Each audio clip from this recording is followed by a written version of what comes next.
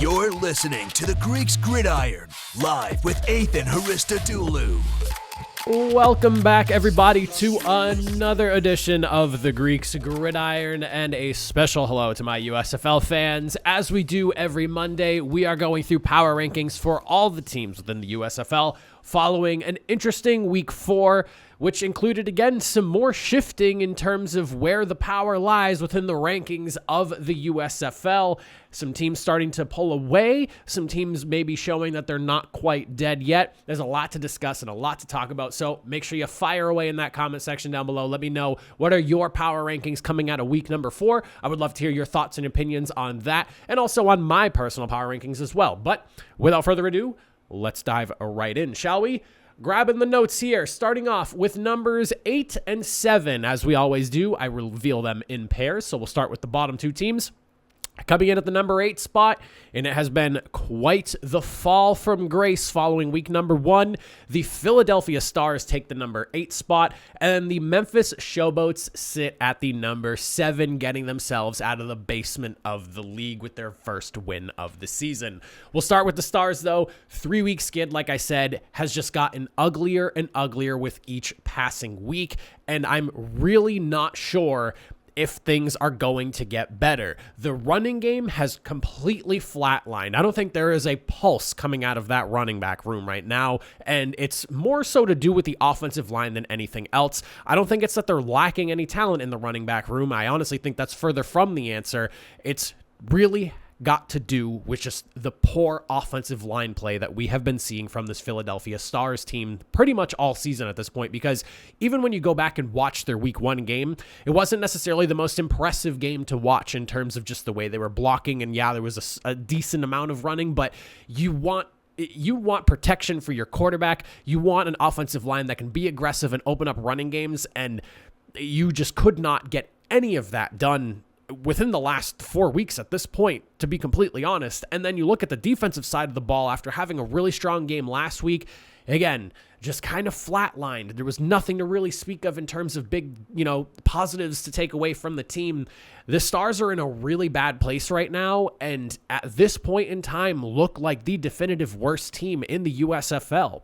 You look at the Showboats at number 7, and this one was hard for me to put them here because of what we'll talk about in a second, but I'm going to keep the Showboats at number 7 for right now. There are some signs of life with quarterback Cole Kelly under center, so that is exciting to at least see. I don't think it was perfect by any means. There's definitely a lot of work to be done, but with that in mind, you at least have some sort of positive momentum coming out of the first 4 games now with a new quarterback under center.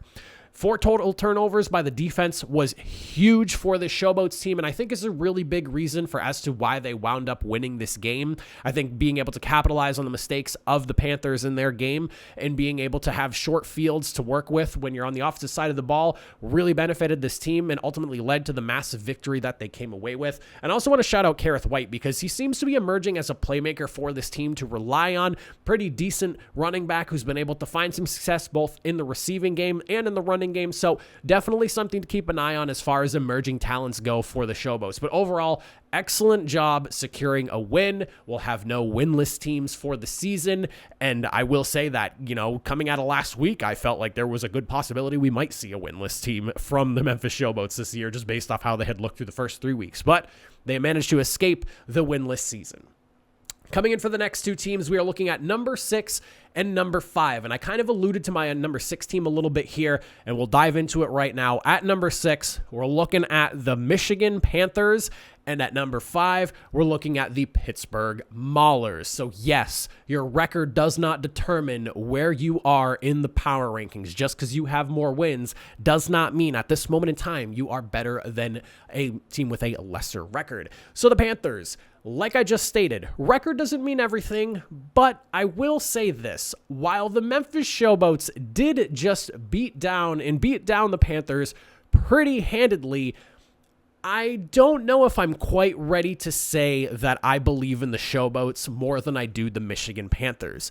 I really like the Panthers as a team altogether. They have some good talent all over the field, both in terms of the running back room and the receiving room, and the defense, minus this past week, has been really, really good. I really think it was just the turnovers on the offense that were killing this team throughout. 4 turnovers. You have 2 interceptions, 1 from each of your quarterback. You had a couple of fumbles as well. Josh Love was responsible for 2 of the 4 with a pick and a fumble. I just think that the turnovers really got to this team. And like I said with the Memphis Showboats, you were giving them a lot of short fields and they were doing an excellent job capitalizing on it. So while I'm sitting here saying that records don't matter, I still do believe right now that the Michigan Panthers are a slightly better team, but they need to find an answer at quarterback. I just don't know if Josh Love or Carson Strong are going to be the answer right now.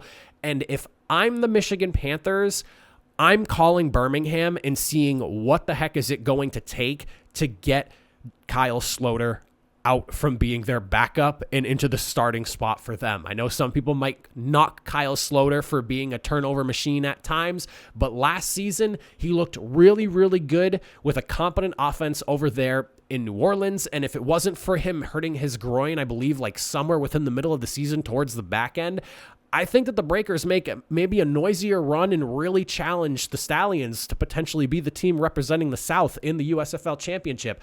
So all things considered, if the Panthers can maybe make a move at quarterback, again, Kyle Sloter is a talented guy for the USFL, and he's just sitting there backing up a team right now with Alex Magoo, who does not really need Kyle Sloter there. He's nice insurance, but maybe you can, pick up a good player from the Panthers in an exchange for him. I don't know, maybe find a deficiency somewhere. The Stallions have been dealing with a lot of injuries. Maybe get somebody that you could help shore you up somewhere you might feel like you're thin. Maybe give the Stallions a call, and I would feel a lot better about this Panthers team going forward.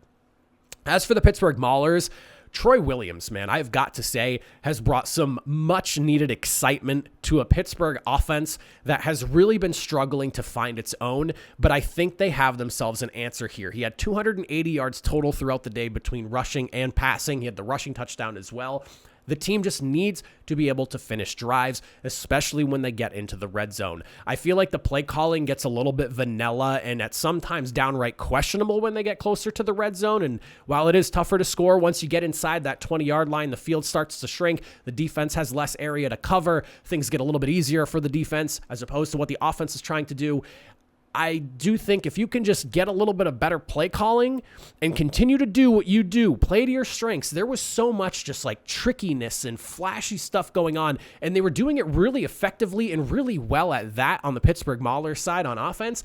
This team could be in contention for a North spot in the USFL playoffs. Defense continues to be the heart and soul of the team altogether. I mean, they were just downright bullying the Stallions in the first half, and it took like a Herculean type effort from the Stallions altogether to be able to come away with that victory that I really believe in this Maulers team. If you can just continue to do what you're doing on defense and get a little bit better with the play calling in the red zone, and not even just the red zone, but like from like the 30 in, I feel like is where the Maulers are really struggling. I think it goes a little bit past the red zone, but if you can just figure that short field stuff out and actually get into the end zone and not force your kicker to take 4 to 5 field goals a game, the Maulers are a team to keep an eye on. Looking at teams 4 and 3, I have got to say the Houston Gamblers at number 4, a team that I don't think a lot of people thought would be able to figure out their offense with the amount of turnovers they were dealing with the first couple of weeks. This is a team that, one, deserves a Most Improved award, but on top of that, deserves all the praise in the world because the offense has been pretty damn good all season long. It was really just the turnovers. Since week 2, if you scrap the week 1 loss, since week 2, this offense is averaging 34 points a game. That would be best in the USFL right now. Mark Thompson, since coming back from injury, absolutely massive for this team. He had 13 carries for 134 yards. It's over 10 yards per carry with 3 rushing touchdowns. The guy is a literal freight train coming out of the backfield. Kenji Bahar looked really good, couple of touchdowns, 200 and some odd yards, but I want to shout out Terry Wilson because he was coming in certain situations and did an excellent job, obviously, on the ground running. He totaled 70 yards on the day between the couple of throws that he completed and the rushes that he had, I really want to shout him out because the Gamblers did a really good job of you keep Bahar in and he's doing his thing, but there was a spot here or there where you were able to bring in Wilson, and with how athletic he is, kind of leave the defense guessing as to what the heck was going on here, because Wilson made a couple of good throws and made a couple of completions there. And then again, he was ripping runs on the ground too. Excellent job utilizing the dual QB system, where I'm not the biggest fan of it, but if you can pop a guy in here or there for a play or two and it works and you're scheming things up right with the Gamblers' offensive line looking as good as it is, excellent execution by it. Not too much, but just enough to kind of leave the defense guessing as to, what's going on right now. Ball distribution as well was something that I came away with that was really impressive. You had three running backs, but three people carry the football 9+ times with success, and you had 5 receivers get at least 3 targets thrown their way or more. Excellent job by them, and then the defense just absolutely dominating in all phases of the game. You had 6 sacks, 5 tackles for loss. You were credited with 4 passes defense, interception as well. The Gamblers looked phenomenal. And the New Jersey Generals at number 3. I know I was just sitting here spouting praises all over the Gamblers, and I feel like the Generals are going to get kind of a short end of the stick here, but it was a really great effort on a tough loss. It's unfortunate that they were only able to muster up 17 points, but the passing game is just continuing to be kind of what's holding this team back. Their running game is fantastic. DeAndre Johnson is great on the ground. He is like a 50-50 passer, and that even kind of shows in the stat line as well, where like he has some good throws, but then he has some throws where you just kind of sit there and you go, oh, really? I'm curious to see if this team at any point, if they continue to struggle in the passing game, decide to go with Dakota Prukop. I think he looked really good in the limited action he saw against the Stallions in week 1, and I'm kind of surprised we haven't seen more from him because he had a really strong showing in that game. But again, the running game, fantastic. The defense held you held the New Orleans Breakers to their lowest point total of the season with 20 points, and the Breakers were like pulling teeth trying to get those 20 points on the board. I just think that you need to figure out what you're going to do with your passing game, because at this point, as high as I was on DeAndre Johnson coming into the season, I'm starting to waver a little bit on my feelings as him being the guy at quarterback for them.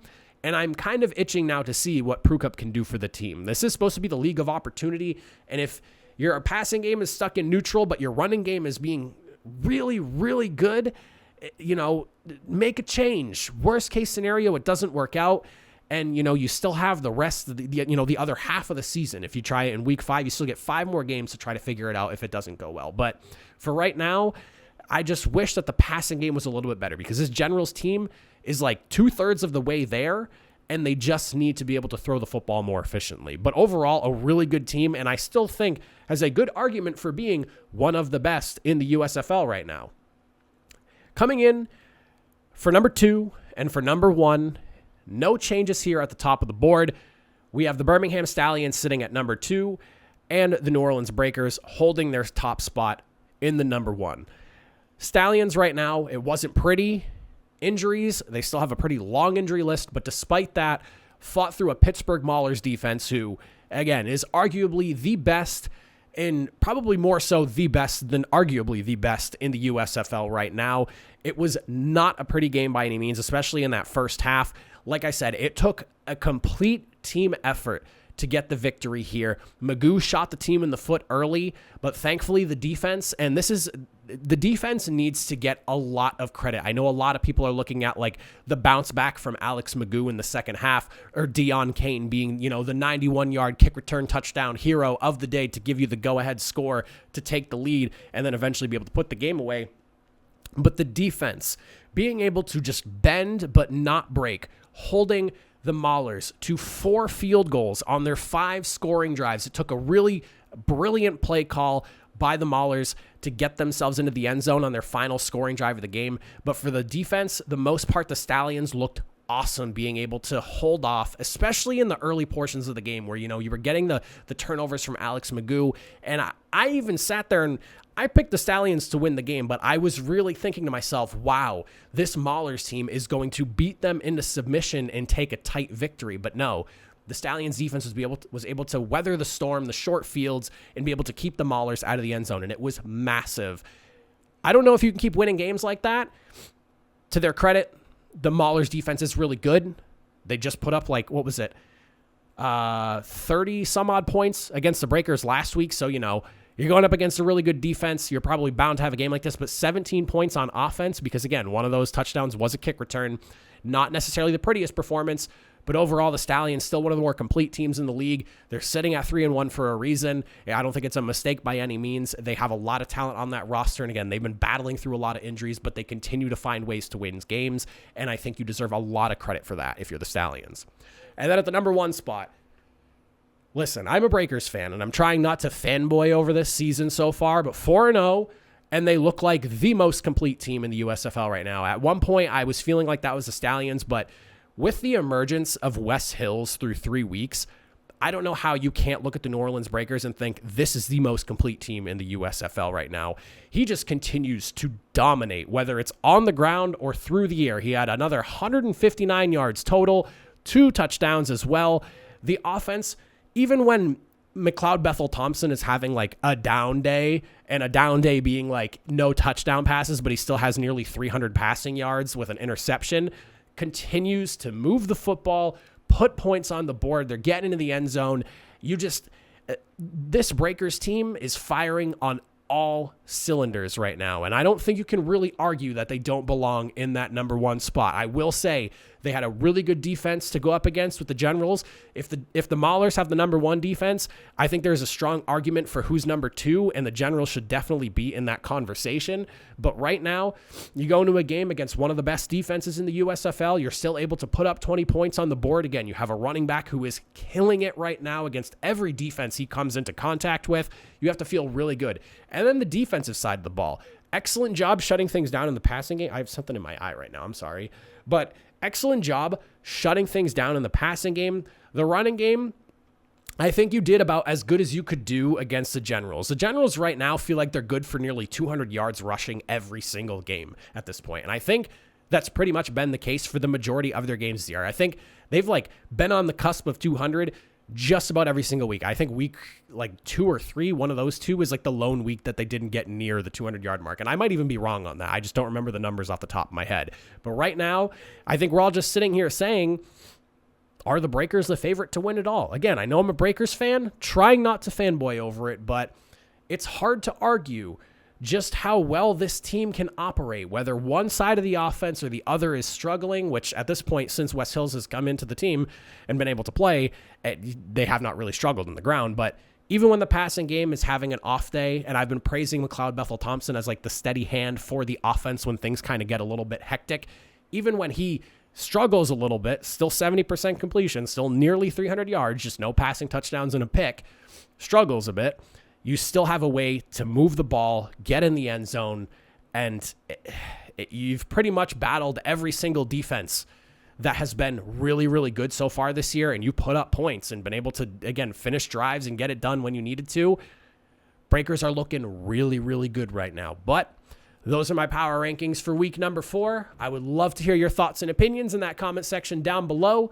But that is it for me for today. Got more content coming your way through the week, so make sure you hit that subscribe button so you don't miss out. Like the video if you want to support me, but that is it. I will catch you all next time. Have a good one.